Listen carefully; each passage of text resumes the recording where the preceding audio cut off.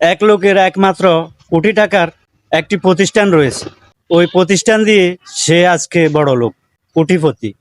ওই কোটিপতির সন্তানের সাথে এক দরিদ্র কৃষকের ছেলে সম্পর্ক, বন্ধুত্ব। ওই কোটিপতির ছেলে এবং দরিদ্র কৃষকের ছেলে একই স্কুলে একই সাথে পড়ালেখা করে। একই সাথে পড়ালেখা করার সুবাদে তারা একে অপরের বাড়িতে যায়, আসা যাওয়া করে। একদিন গরিব দরিদ্র কৃষকের ছেলে কোটিপতির সন্তানের সাথে কোটিপতির বাড়িতে গিয়েছে। ওই যাওয়াটা যেন কোটিপতি বাবার সহ্য হচ্ছে না।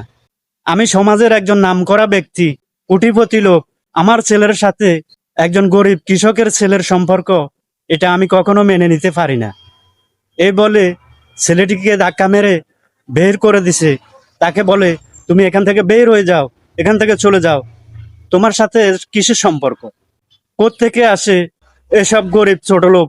এদের উদ্দেশ্য হচ্ছে বড় লোক ছেলেদের সাথে, কোটিপতি ছেলেদের সাথে সম্পর্ক করে তাদের কিছু অর্থ হাতিয়ে নেওয়া। এ কথা বলে তাকে অপমান অপদস্থ করে বাইর করে দিল। ছেলেটি সঙ্গে সঙ্গে বের হয়ে চলে গেল। কান্না ভরা বুক নিয়ে ছেলেটি চলে আসলো। ছেলেটা কিন্তু একেবারে ছোট না, তিনি 10ম শ্রেণীর ছাত্র, এমনকি একজন মেধাবী ছাত্র। তিনি এখান থেকে বের হয়ে প্রতিজ্ঞা করলেন, একদিন আমিও ওই কোটিপতির চাইতে বড় কোটিপতি হয়ে আসব, ইনশাল্লাহ। ওই গরিব কৃষকের ছেলে লেখাপড়া চালিয়ে যাচ্ছে। লেখাপড়ার ফাঁকে ফাঁকে সে চাকরি করছে। চাকরি করার ফাঁকে ফাঁকে একসময় তার পড়ালেখা শেষ, তিনি ব্যবসা শুরু করছেন। ছোটখাটো ব্যবসা দিয়ে শুরু, তিনি মাস্টার্স কমপ্লিট করেছেন, এমনকি ব্যবসা শুরু করছেন। ব্যবসা করতে করতে তিনি বড় প্রতিষ্ঠানের মালিক হয়ে গেলেন, এমনকি তিনি কোটিপতি হয়ে গেলেন। তার জীবনের চাকা যেন ঘুরে গেল। এরপরে দেখা গেল ওই কোটিপতি, তার প্রতিষ্ঠানে কিছু অসাধু কর্মচারী রয়েছে। এই কর্মচারীদের কারণে দিন দিন তার ব্যবসায় ধস নেমে আসছে। প্রতি বছর তার ব্যবসা প্রতিষ্ঠান থেকে লোকসান গুনতে হচ্ছে। এমনকি এমন পর্যায়ে চলে এসছে, ওই ব্যবসা প্রতিষ্ঠান চালানোর মতো আর সক্ষমতা তার নাই।